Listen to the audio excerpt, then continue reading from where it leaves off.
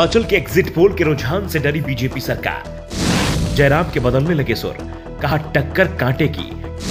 कांग्रेस का दावा, परिणाम आश्चर्यजनक होंगे। हिमाचल प्रदेश में वोटिंग हो चुकी है, इंतजार नतीजों का चल रहा है, जो गुजरात चुनाव के साथ 8 दिसंबर को आएंगे। नतीजों से पहले 5 दिसंबर को तमाम टीवी चैनलों पर एग्जिट पोल प्रसारित किए जाएंगे।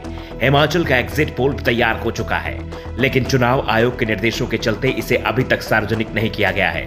लेकिन जो रुझान सामने आ रहे हैं, या यूं कहें बीजेपी और कांग्रेस ने अपने सोर्सों से एग्जिट पोल के रुझानों की जानकारी हासिल की है, वो चौंकाने वाले बताए जा रहे हैं। इन रुझानों ने सत्ताधारी दल की नींद उड़ा दी है। अब तक 2/3 से ज्यादा बहुमत का दावा करने वाली बीजेपी अब साधारण बहुमत की बात करने लगी है। हिमाचल प्रदेश के सीएम जयराम ठाकुर के सुर पूरी तरह से बदल गए हैं। उनके बयानों से लग रहा है कि चुनाव कांग्रेस भी जीत सकती है, बीजेपी भी जीत सकती है, परिणाम कुछ भी हो सकता है। जयराम ठाकुर के ये बदलते बयान संकेत दे रहे हैं कि बीजेपी हिमाचल में बुरी तरह फंस गई है। जयराम ठाकुर ने कहा कि विधानसभा चुनाव में बीजेपी और कांग्रेस की कड़ी टक्कर है। कांग्रेस ने इस बार अच्छी तरह से चुनाव लड़ा है, लेकिन उसके कई दिग्गज नेता इस बार हारने वाले हैं। जयराम ने कहा, हिमाचल चुनाव में बीजेपी और कांग्रेस के बीच कड़ा मुकाबला है। ना तो मैं ये कह सकता हूं कि हम ये चुनाव एक तरफा जीत रहे हैं, और ना ही कांग्रेस ऐसा कह सकती है कि वो एक तरफा चुनाव जीत रही है। यहाँ एक बात तय है कि इस चुनाव में कांग्रेस के बड़े नेताओं की हार होने वाली है।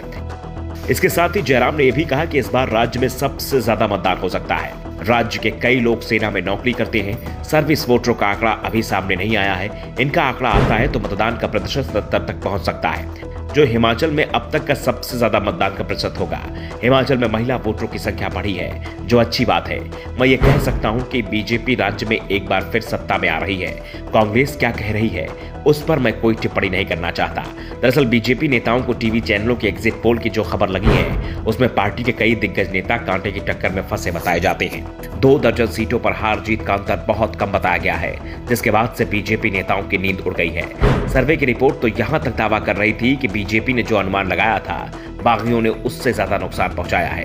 विधानसभा चुनाव का जब ऐलान हुआ था, उस समय अधिकांश सर्वे बीजेपी को 2/3 से ज्यादा सीटें दे रहे थे, लेकिन एग्जिट पोल ऐसा होगा ऐसा समझ में नहीं आ रहा है, जिस कारण से बीजेपी नेताओं में डर दिखाई दे रहा है।